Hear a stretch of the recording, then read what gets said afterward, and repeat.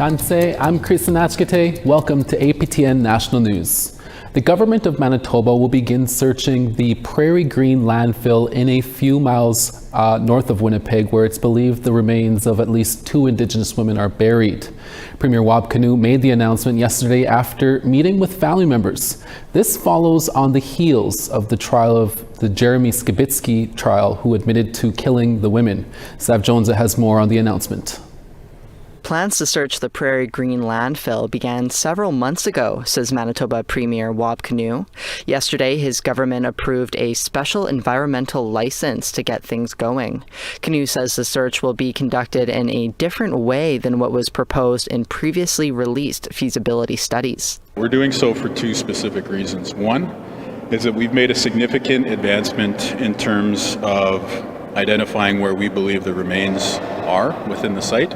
And the second is that we have found what we believe to be a better approach to searching the landfill material. Kinew says the trial of Jeremy Skibitsky provided a clearer picture of where the remains are likely to be. And they are actually closer to the middle of these cells rather than closer to the surface. Kinew says they will need to excavate the top layers to get to material dumped on May 16th, 2022, when they believe the remains were deposited. This will now be done manually rather than through a conveyor belt system as originally proposed. The reasons why we're proceeding with this manual search is that after having our team and our experts look into this, we've concluded that this is going to allow us to move forward in a much more robust fashion with a more thorough search with less downtime. If we use a conveyor belt system, if the belt breaks, the whole search comes to a stop. And we're trying to avoid that. The families have been forced to wait long enough. Landfill searchers will be hired throughout the summer and receive extensive training. He says no new funding will be provided on top of the combined $40 million the provincial and federal governments has promised, but he says it will be enough. He says the search could realistically continue into 2026. Kinew wouldn't provide comment on if the Brady Road landfill will also be searched. Sav Jonza, APTN National News, Winnipeg. 2 shelters in Montreal held a memorial to mourn the loss of over 30 lives, half of whom were unhoused Indigenous people. APTN's Maricela Amador spoke with organizers who said multiple factors have contributed to this tragedy. Jesse Blacksmith, April Blue Boy. 33 deaths over the last 3 years, many of them unhoused Indigenous women. Monica Poasi. In downtown Montreal's Cabot Square, it's an emotional scene as community members gathered to mourn lost friends and loved ones. Today is about honoring them, having people share, having an opportunity for staff to come and work with the people who are grieving and help them to move forward so that they don't end up this way. Nakuset heads the Native Women's Shelter of Montreal. And we really need more services because this cannot continue. She says the number of deaths around the Cabot Square community is alarming and criticizes inaction from all levels of government in addressing Montreal's homelessness situation. Will there be an inquest into all these 33 lives, right? Like, can we do more of that to find out what the root causes is, as opposed to just counting them when they're alive and really not doing very much about it? Tapia Apak from Igloolik, Nunavut, has experienced homelessness. She's grateful for the opportunity to grieve. It's been hard for me to think about him. She says she came to pay her respects to people she knew and loved. At first I didn't want to come here because I knew it was going to be hard for me to be here. But it's also very important because you get to feel the feelings of others. Jeremiah Connors fell and hit his head. He never came out of the coma. Attendees, who are part of the Cabot Square community, share memories of those they've lost. April Blue Boy finally went home to her home community, but it didn't work out, so she came down here and died of an overdose. David Chapman, the executive director of Resilience Montreal, says the housing crisis has made the situation worse. Another factor is the increase in more dangerous drugs such as fentanyl. A third factor is the city of Montreal's approach and the approach more broadly in Quebec of clearing encampments. Chapman explains people with no place to go are most likely to end up in dangerous circumstances. It's both sad and extremely frustrating, because a significant number of the deaths on the board are unnecessary. One of the really common themes that I see is young Indigenous women who are afraid to go to the hospital. He adds that every neighborhood in Montreal should have easily accessible resources for homelessness. You see, there's a lot of young Inuit women, and these are the girls that usually just come out of youth protection. They're out of the system, they have nowhere to go. This park, has a lot of perpetrators that come to the park, and they're very vulnerable. Nakuset hopes the government is watching, but she says she remains skeptical. Maricela Amador, APTN National News, Montreal. After months of failed negotiations that resulted in a blockade on a oil lease road and a court injunction, the Woodland Cree First Nation and the Calgary-based company Obsidian Energy have come to an agreement. In a statement from Chief Isaac Labucon Avram, he says, quote, "After mediated negotiations, we have come to terms on an agreement in principle that balances the rights and interests of the nation and Obsidian Energy. We would like to thank the thousands of Canadians who supported us. Reconciliation is impossible without solidarity." End quote. The First Nation blocked a road leading to a drilling site in February after concerns that the company wasn't telling them about their plans to expand into their traditional territory. Obsidian was also linked to concerns about earthquakes in Alberta. A court injunction to remove the blockade was granted, but the RCMP did not enforce it. The midwifery community in the Northwest Territories is facing a big challenge, but they are fighting back, highlighting their contributions to families, the healthcare system, and the North in general. Our reporter Charlotte Moore-Jacobs has that story. With 3 decades of practice under her belt, Indigenous midwife Leslie Paulette is working tirelessly, advocating amidst a proposed budget cut of nearly $1 million that would fund nearly half of all midwifery positions in the Northwest Territories. And it's not for lack of interest. People do want midwifery services. It's not for lack of interest from midwives. Midwives do want to come and work here to help build this program. But there have been systemic barriers that have resulted in midwives really feeling not supported to implement the program the way, in many cases, they know how to do because they've done it before. The proposed cuts affect 4 practitioner positions serving Yellowknife, Beshko, Dilo, and Detta, a territorial manager position, and a senior midwifery consultant within the Department of Health and Social Services.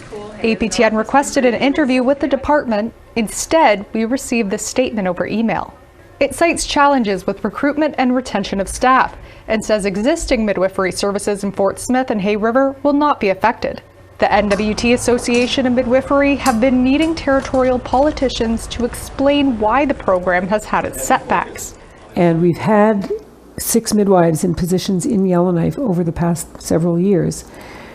They were enthusiastic and optimistic about coming to work in the North. They understood the importance of increasing access for people in Yellowknife and in the small communities to get midwifery care. It can make a real difference in terms of improving outcomes and providing culturally safe care.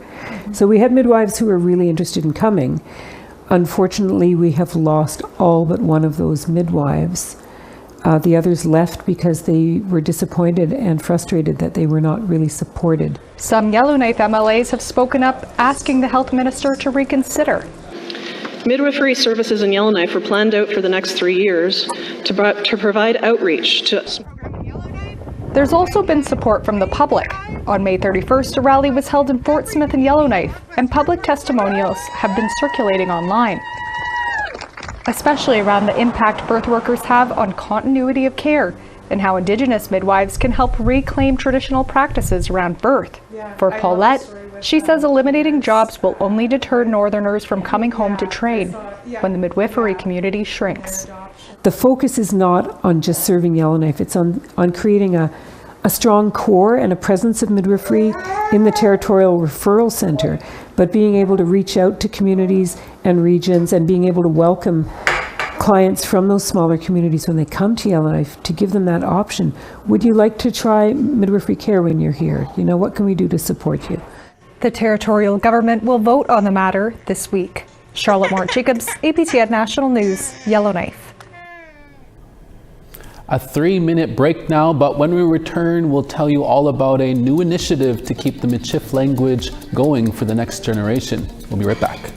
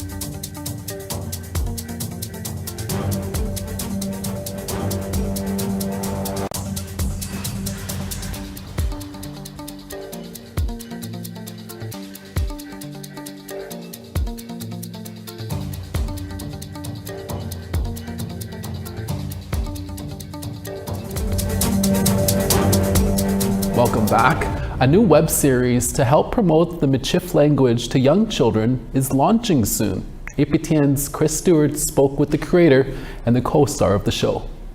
Tanche Kiawao! Oh, Tanche Henry!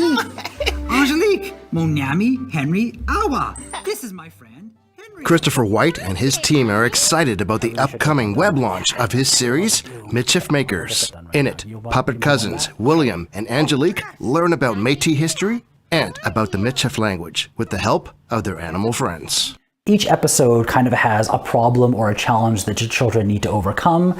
They usually try, they fail, as most children tend to do with things, but it's through the learning of a particular keyword or phrase that ties into an aspect of Métis culture or history that they're able to kind of self-actualize and resolve their problems and kind of grow as human beings, or puppets as it were. White says it is targeted towards children 4 to 7 and combines entertainment with learning. It's funny, it's engaging, we've got lots of music, a lot of slapstick, some good dialogue jokes there for the parents as well. So really it's about kind of pulling them in, making characters in a world that is relatable, that is fun, and finding ways to kind of sprinkle in the language. Found you, mon frere! You found me! now where could Angelique be? I don't know. APTN couldn't turn down an opportunity to interview William, one of the co-stars. I do the show with my best cousin, Angelique. She's funny and she's a lot of fun. And sometimes we have our weasel friends, Ermin and Bella. God, they're really funny too. And you know what? We also learn a lot too, which is a lot of fun. We have fun, but there's also a lot of learning we get to do. So people like Madame Bufflou and Lou the Wolf, they help teach us a lot and help us grow and learn a little bit more about our language. The first 2 episodes debut this Saturday at michifmakers.ca, with new episodes weekly, 5 episodes in total. Well, I hope all of you young people watching out there really like our show. We put a lot of time into it, and I hope you have a lot of fun, just like we did. It's a chance to learn about the language, and whether you're Métis or not, you can learn a lot about the history of our people and how we see things and how we came to be. The Stanley A. Milner Library in downtown Edmonton has a free screening on Saturday at 1 p.m. Chris Stewart, APTN National News, Edmonton. Thank you, Chris. This month marks Pride Month, and many communities across Canada are celebrating LGBTQ2S+ people and their many contributions. As Sarah Connors tells us, a small northern community in the Yukon recently joined the celebrations for the first time ever.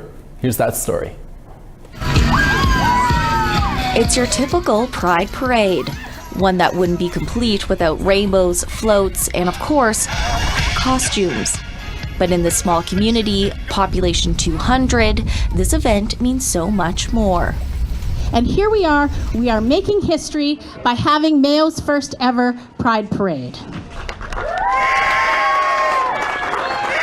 Beloved Mayo resident Natasha Young, a Nacho-Nayakdun citizen and proud member of the LGBTQ2S+ community, passed away last year.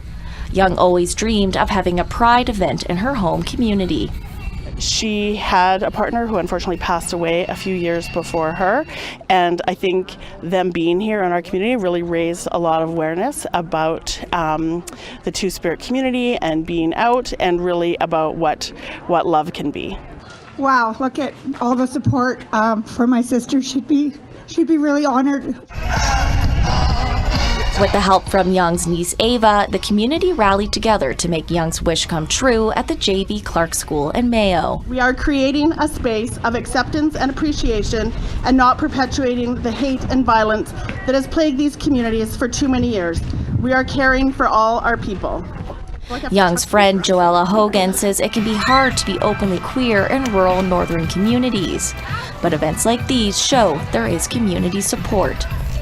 To us, that shows the commitment to community, to openness, to equality, and to really making this inclusive community. Finley Parks, who identifies as trans, says visibility of LGBTQ2S+ people is important. I think events like this, especially when it's like, a smaller community, a lot more intermingled, like it just shows younger generations and all generations of people really that there's love and support there and they can be who they are. How we get by is by supporting each other and lifting each other up. And so, yeah, it really warms my heart to see everyone out here today doing what we do best in small towns, which is supporting each other. Community members hope this year's event will be the first of many Pride parades. Sarah Connors, APTN National News, Mayo. Thank you, Sarah. We can't stop talking about the now award-winning 60 Scoop series Little Bird. Our next guest will tell us what it was like to win one of the 13 Canadian Screen Awards for the show. We'll be right back.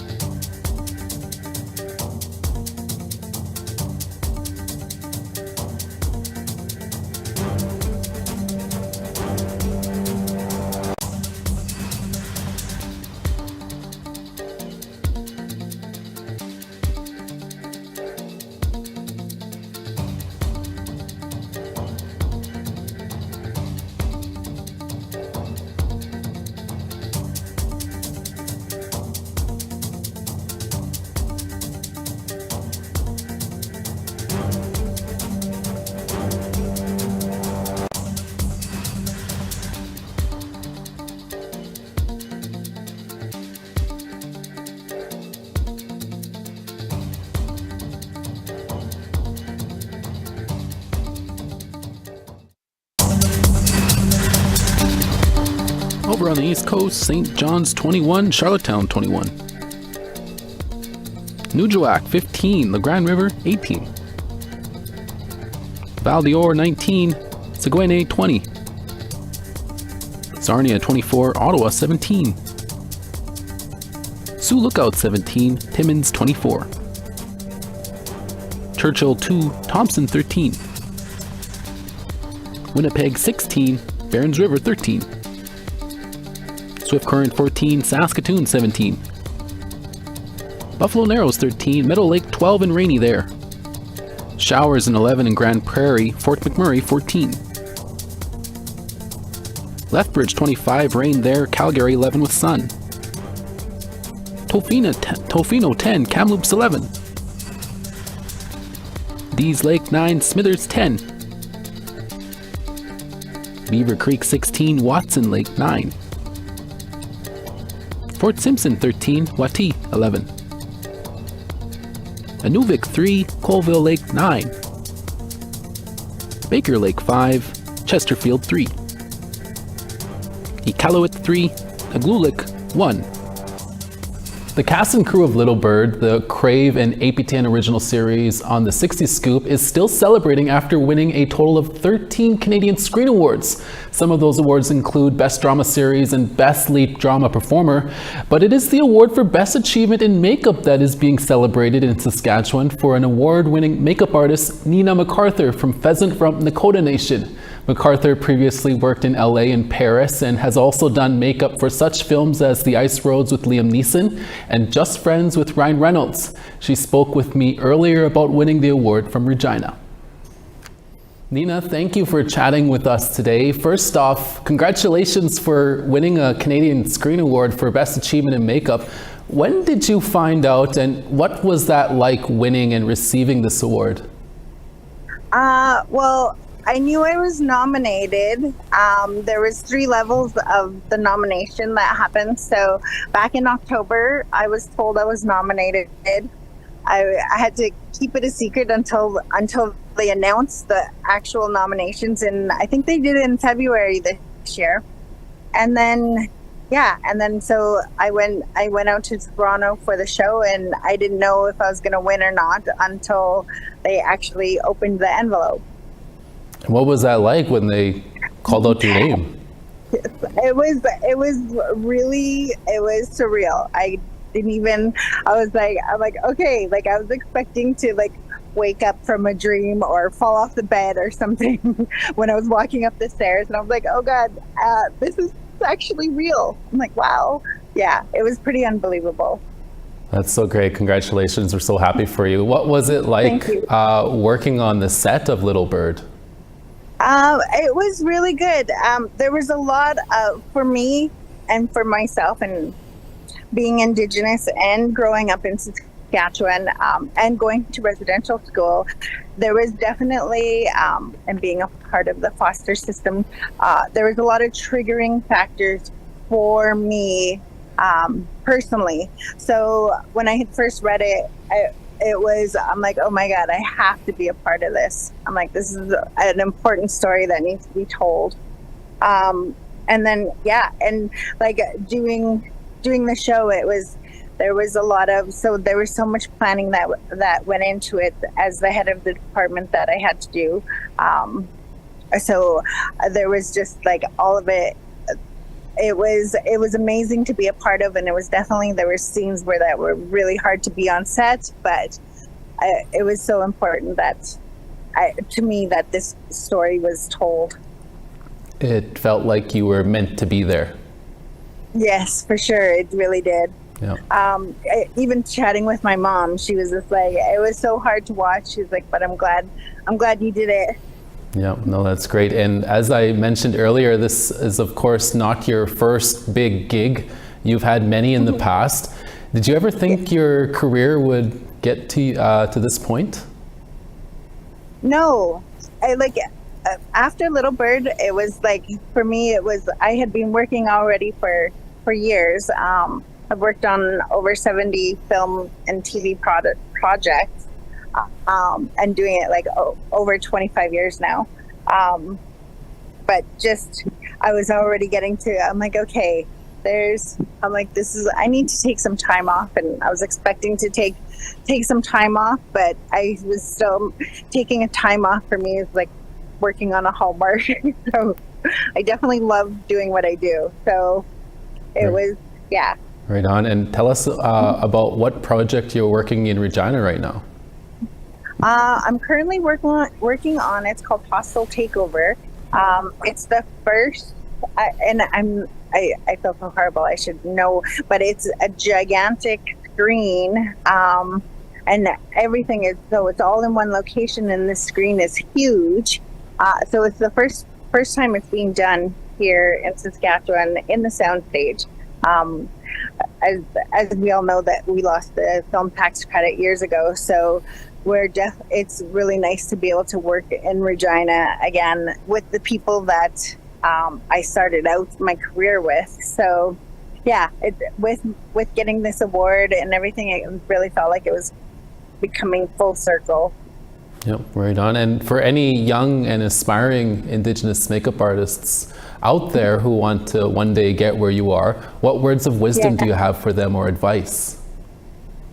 My words of wisdom, I think, would always keep at it. There's no matter what, we always, as Indigenous, we always have our hurdles, and things are always just a little bit harder somehow. But I think where we come from and what we do, we can still, we're still here. We can still persevere, and that just goes with, as soon as you set a goal, then just keep at it, no matter what. You're going to hear 100 no's, but just one yes is good enough.